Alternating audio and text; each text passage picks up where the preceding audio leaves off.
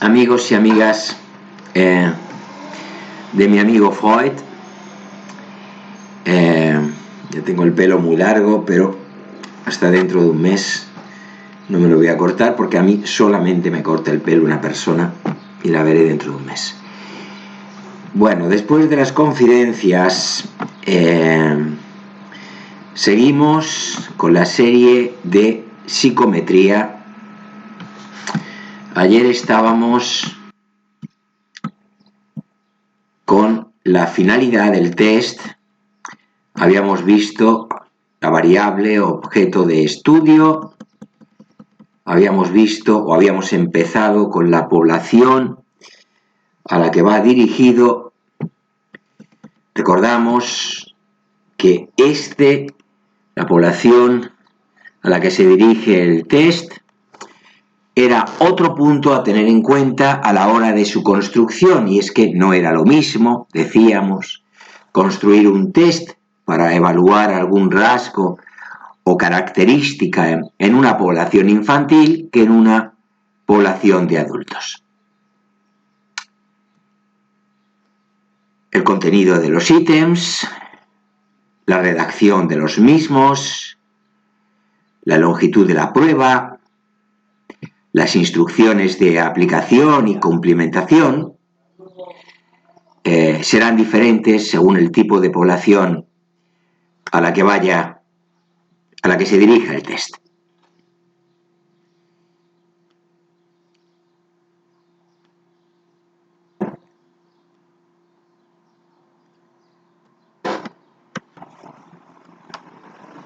Si queremos construir un test para evaluar el razonamiento numérico, por poner un ejemplo, el contenido no podrá ser el mismo si se va a utilizar en alumnos del primer ciclo de enseñanza básica que si se va a utilizar en alumnos de bachillerato. Parece algo evidente. Los contenidos del test deberán adecuarse al nivel del alumnado. Si se quiere evaluar algún rasgo de personalidad, el contenido de los ítems deberá adaptarse también a la población a la que va dirigido.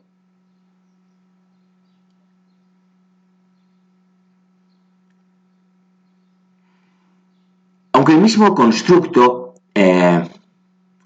pueda manifestarse a través de algunas conductas comunes, sea cual sea la población de interés, hay otro tipo de conductas específicas de cada población que son las que hay que resaltar en cada caso.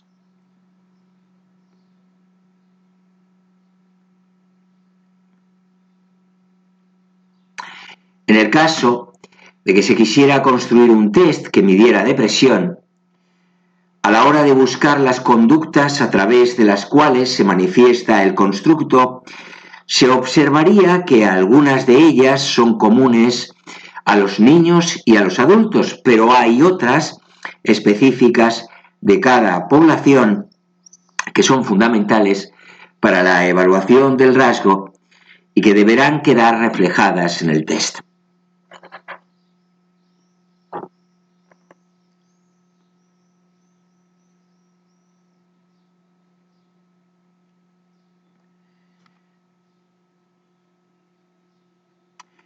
Pero pasemos ya a la utilización prevista.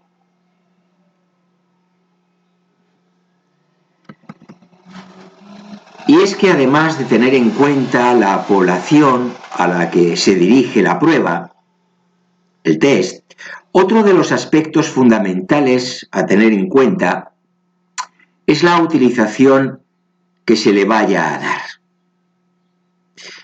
Esto es, ¿para qué se va a utilizar? ¿Qué decisiones se van a tomar a partir de las puntuaciones que obtengan los sujetos? Un test puede utilizarse para tomar decisiones diferentes.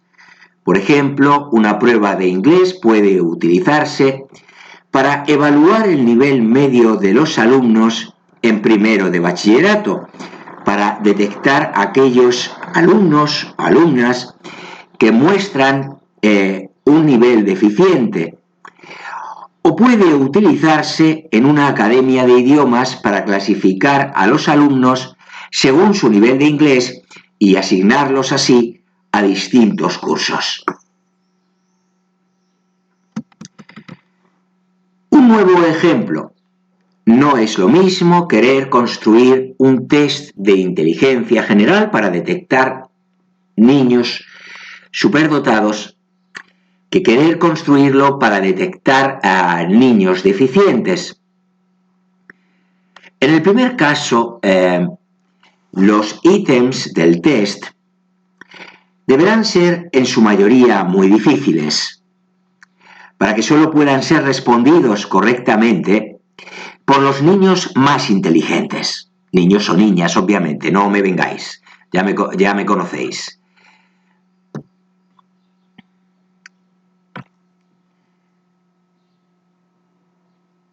Mientras que en el segundo caso, para detectar deficiencias, deberán ser muy fáciles los ítems, de manera que solo sean respondidos de forma incorrecta por aquellos niños o niñas que muestren una inteligencia, bueno, pues muy por debajo de la media.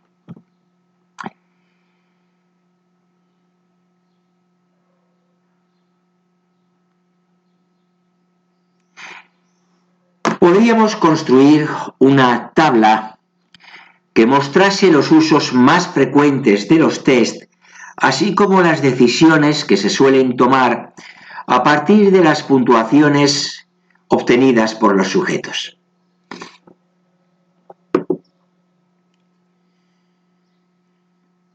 Del conocimiento de la finalidad del test, es decir, de las respuestas, a qué se va a medir, a quién se va a medir y para qué se va a medir, van a depender las especificaciones que se deban hacer en cuanto al contenido del test, la dificultad de los ítems, la longitud de la prueba, el tiempo de aplicación, etc. Especificaciones que ampliamos a continuación.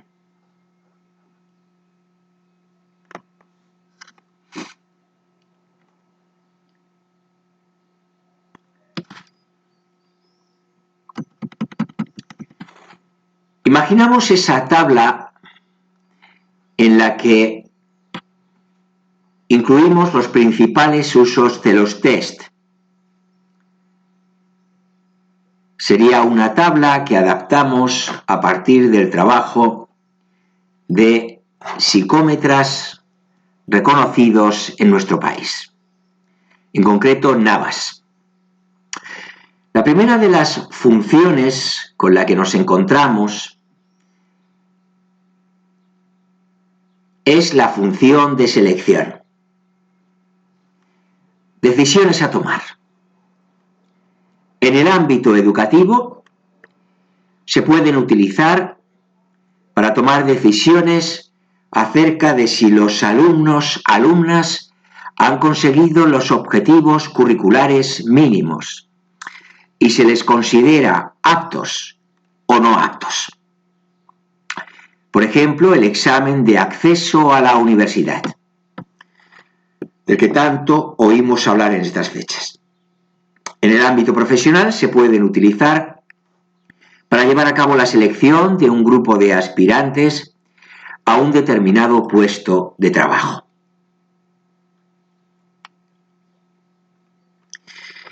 La siguiente función es la de clasificación-colocación, y es que los test se pueden utilizar en cualquier ámbito. Por ejemplo, en el ámbito educativo, nuevamente se pueden utilizar para averiguar el nivel del alumnado al principio de curso y asignarles a diferentes grupos en función de su nivel para que tengan un mejor aprovechamiento. Por ejemplo, el nivel de inglés.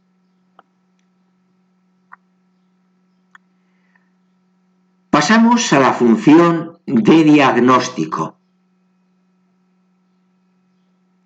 sea cual sea su ámbito de aplicación, los test se pueden utilizar para detectar problemas comportamentales de aprendizaje, etc.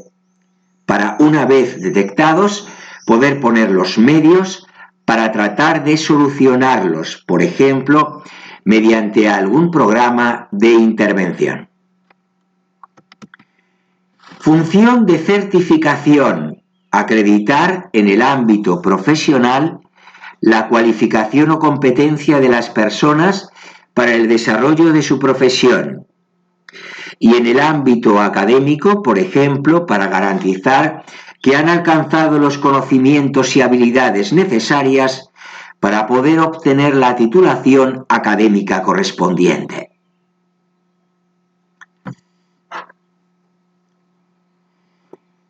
Función de orientación-consejo: detectar las capacidades e intereses de las personas para, examinando las distintas opciones que se les presentan a nivel educativo, profesional y personal, elegir aquella o aquellas que mejor se adecuen a su perfil.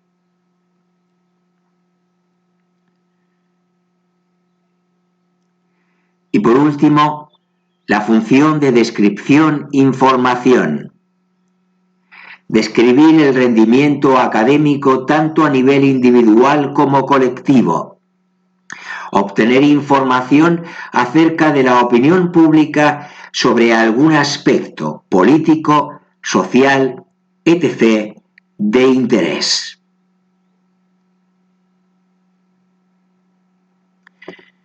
Hemos enumerado las funciones y las decisiones a tomar en cada caso.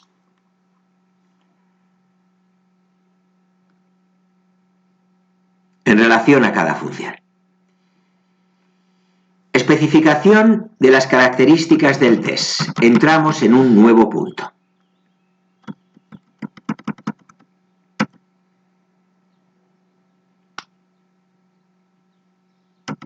En esta etapa de la construcción de un test, juega un papel importante la habilidad del constructor, vamos a decirlo así, aunque no me gusta cómo suena, para planificar y desarrollar las especificaciones del mismo. Si consideramos que un test no es más que una herramienta que nos permite obtener datos para la medición y evaluación de alguna característica o atributo psicológico, constructo, la medición no será válida o la evaluación no tendrá ningún sentido a menos que el test se adecue a su objetivo.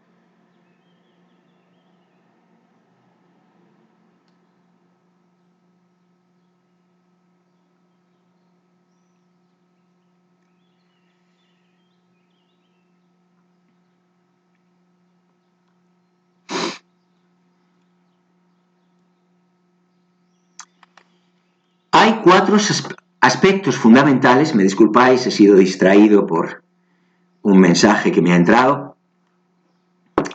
Tengo que estar en el mundo mientras grabo. Recibo muchos, por razones profesionales, también personales, lógicamente, recibo muchos mensajes a lo largo del día. Intento desconectar por momentos para, por equilibrio mental, ¿no? Decíamos que hay 4 aspectos fundamentales que hay que tener en cuenta a la hora de desarrollar las especificaciones del test: su contenido, el formato de los ítems que se van a incluir, la longitud del test y la forma de aplicación.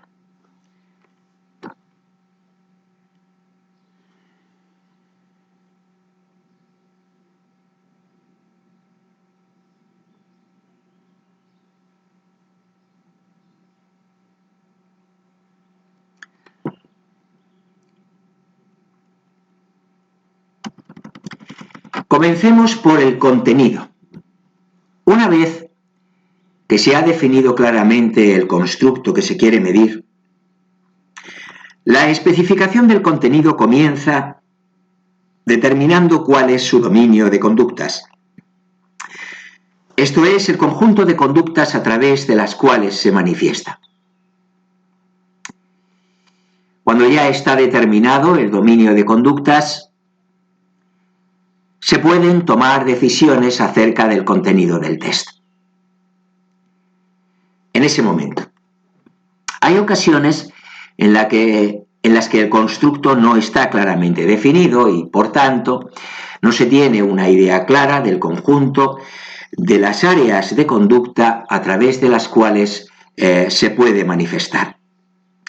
En este caso, se recomienda, seguimos aquí a Martínez Arias,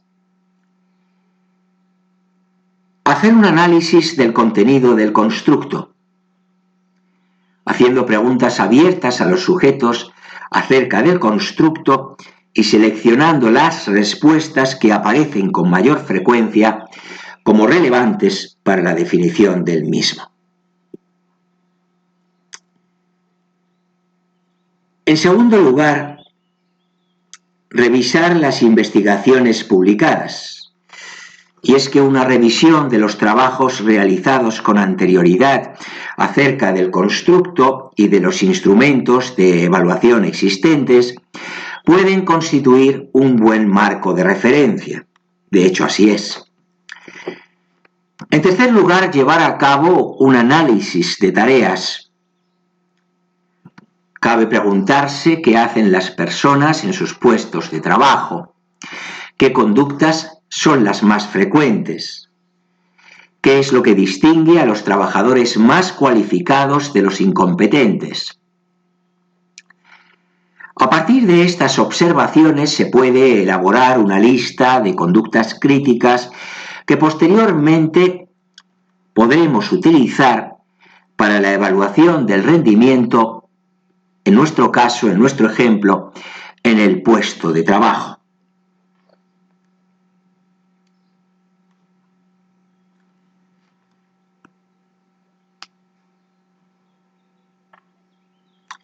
En cuarto lugar, la observación directa por parte del constructor del test le permitirá identificar conductas relacionadas con el constructo a medir. Si el constructo a medir fuera la extraversión o la depresión, se podría analizar qué hacen las personas diagnosticadas como deprimidas. Por ejemplo, seguidamente, utilizar el juicio de expertos. Otra recomendación: las opiniones de aquellas personas que ya hayan trabajado en el constructo de interés pueden sin duda resultar muy valiosas. Y por último, revisar los objetivos instruccionales o de programas de intervención. Y es que la revisión de los contenidos de los programas o de los textos u otros materiales permite establecer una serie de objetivos que han de evaluarse en el test y que especifican una serie de conductas que deberán mostrar los sujetos.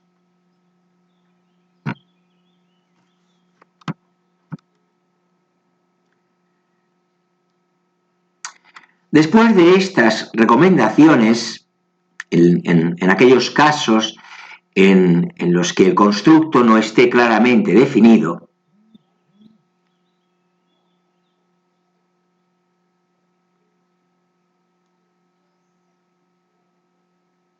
y por lo tanto, recordamos, no se tenga una idea clara del conjunto de las áreas de conducta a través de las cuales se manifieste o se pueda manifestar. Después de esto, como digo, tendremos una idea de la dificultad de definir un constructo y determinar su dominio de conductas. Por otra parte, es fácil deducir que no se trata de dos procesos distintos, sino que están fuertemente relacionados o interrelacionados. A medida que se tiene una mayor información acerca del constructo que se quiere medir, se irá modificando el contenido de la prueba y viceversa. Las investigaciones encaminadas a determinar el dominio de conductas del constructo aumentarán el conocimiento del mismo y permitirán clarificar su concepción.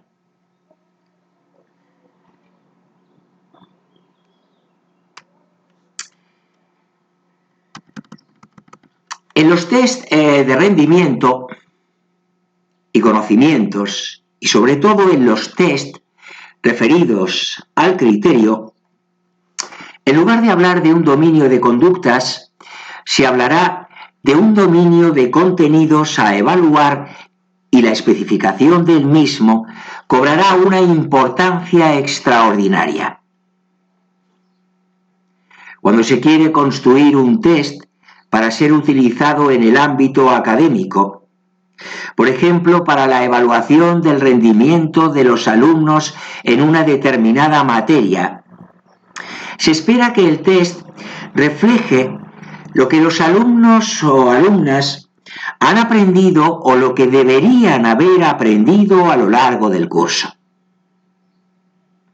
En este caso, el camino que se suele seguir para especificar el contenido del test es construir una tabla de doble entrada en la que las columnas representen las distintas áreas de contenido o facetas del constructo a medir, y las filas los distintos procesos u operaciones implicados en la resolución de las tareas planteadas. En algunos casos, como pueden ser pruebas de evaluación, en las filas se puede representar el grado de dificultad de las preguntas que se quieren incluir en la prueba. Me parecía necesario introducir este matiz.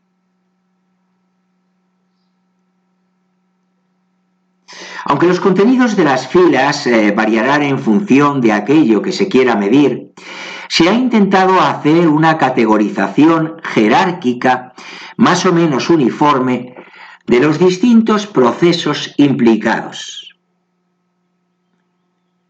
La más popular es la que preparó un comité de la American Educational Research Association presidido por Benjamin Bloom. Nos tenemos que retrotraer a 1954, que recoge los siguientes procesos ordenados jerárquicamente en función de su mayor o menor complejidad. En primer lugar, conocimiento, recuerdo del material presentado.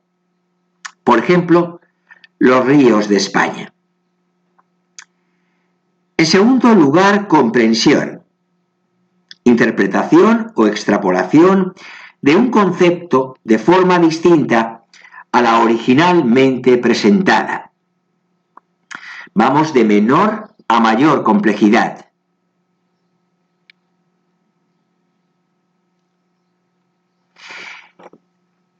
Sigue la aplicación, resolución de problemas nuevos mediante la aplicación de principios familiares o generalizaciones.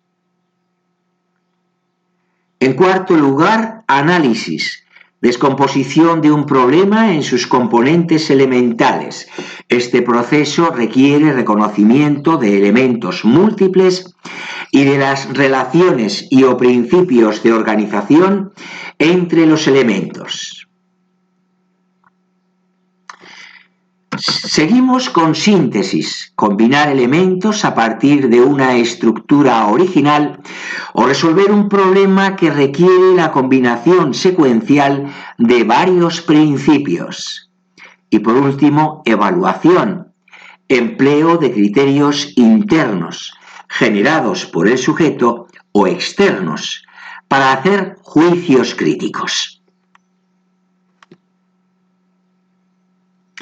Por lo tanto, conocimiento, comprensión, aplicación, análisis, síntesis y evaluación, por este orden de menor a mayor complejidad.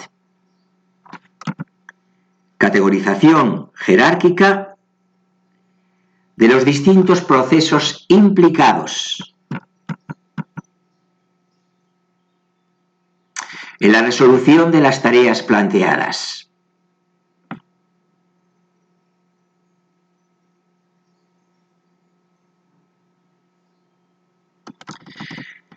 Esta categorización completa no siempre es utilizable. Hay veces en que no es necesaria la evaluación de tantos procesos. En tal caso, es posible hacer una selección de aquellos que se consideren más importantes o simplemente elegiremos los más adecuados. Sin embargo, la lista completa facilita la preparación y selección de los ítems que formarán parte de la prueba.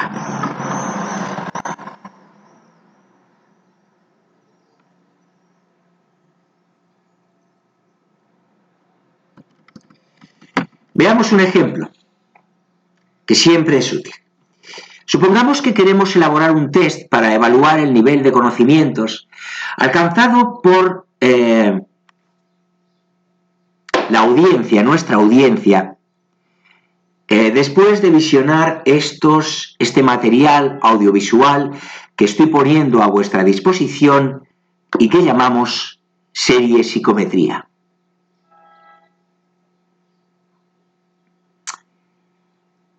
Para ello, elaboramos una tabla de doble entrada, situando en las columnas las distintas áreas de contenido de la psicometría, incluidas o expuestas a lo largo de esta serie de vídeos de contenido psicométrico.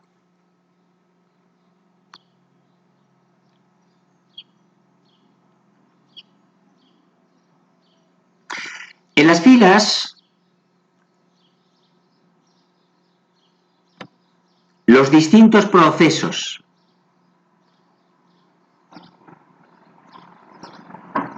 Se trata de un ejemplo ficticio en el que, lógicamente, no tendremos por qué incluir todas las áreas de la psicometría ni todos los procesos.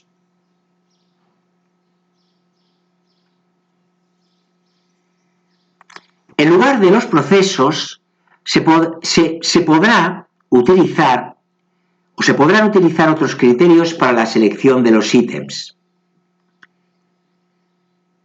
Por ejemplo, la dificultad de los mismos, tal y como ya comentamos con anterioridad, fáciles, de dificultad media o difíciles. Es importante, nos imaginamos que estamos elaborando esta tabla de doble entrada, que estén representadas todas las áreas de la psicometría, incluidas en la serie de vídeos. Para asegurar que la prueba que se elabore tenga validez de contenido, y además es necesario que en cada una de ellas haya un número suficiente de ítems para asegurar una alta fiabilidad.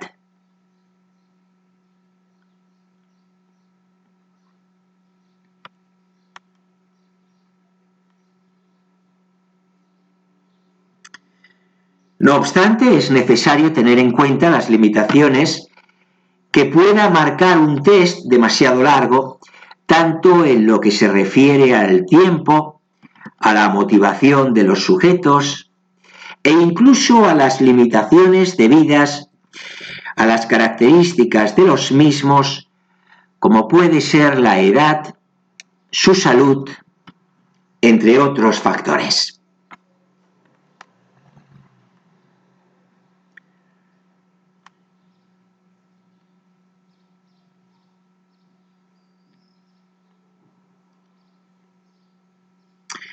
Así que elaboraríamos una matriz de especificaciones del contenido para un test de psicometría, en nuestro caso. En las columnas, las áreas de contenido. Vamos a considerar medición, fiabilidad, validez y análisis de los ítems, con pesos respectivos del 20, 35, 35 y 10%. En las filas, los procesos. Consideramos conocimiento, comprensión, aplicación y análisis, con un peso idéntico en nuestro caso del 25% para cada uno de estos 4 procesos. Pues bien,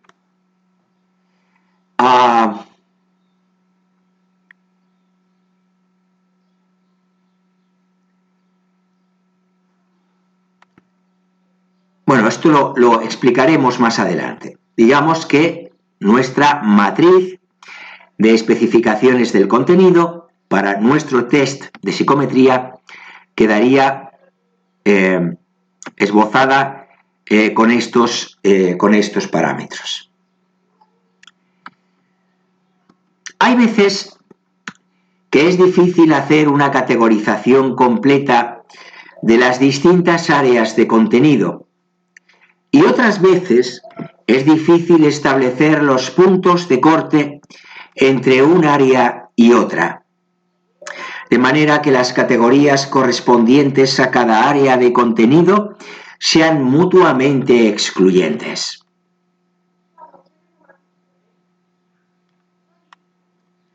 En este caso es conveniente consultar con expertos para llevar a cabo la categorización. Siempre es conveniente esto último, cuando nuestro conocimiento es limitado, o nuestra experiencia.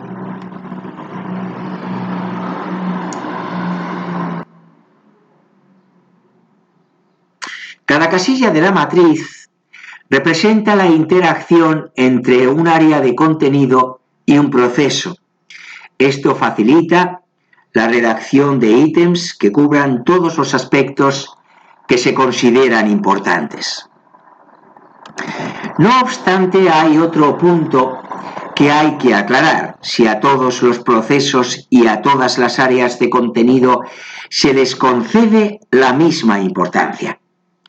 Si esto es así, será necesario cubrir todas las celdas de la matriz con el mismo número de ítems.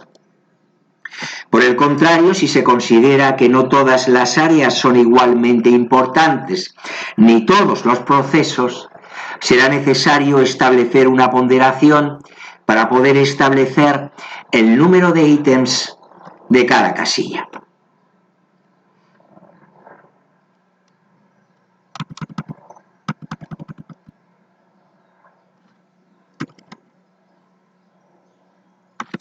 Bueno, pues lo vamos a dejar aquí.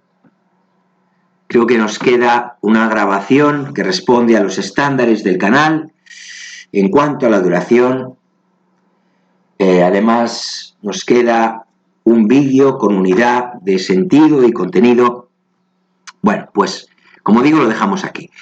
Espero que esta entrega de mi amigo Freud haya sido de vuestro agrado, os haya resultado útil, interesante, valiosa desde algún punto de vista. Si es así, por favor, le dais like, me gusta, y así recibo el oportuno y necesario feedback que guíe mi trabajo en el canal.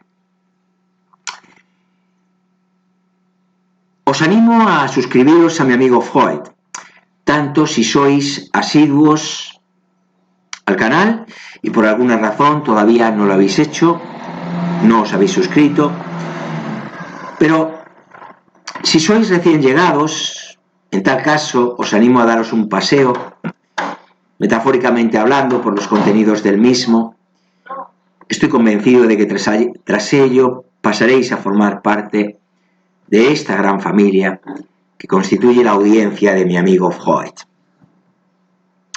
Os recuerdo que mi amigo Freud también es el vuestro.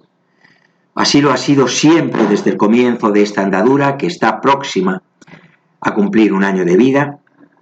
Os recuerdo también que está siempre encantado, mi amigo Freud, de contar con vuestra atención, presencia, compañía, apoyo, compromiso, para con este proyecto que lleva su nombre.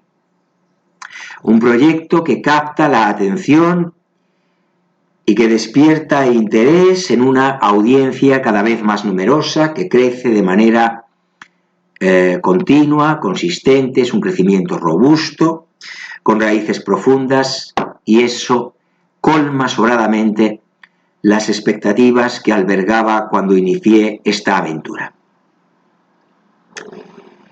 Sin más, me despido de todos y todas con un saludo muy afectuoso, esperando que nos reencontremos con ocasión del próximo vídeo que subiré al canal, a este punto de encuentro que hemos dado en llamar mi amigo Freud. No dudéis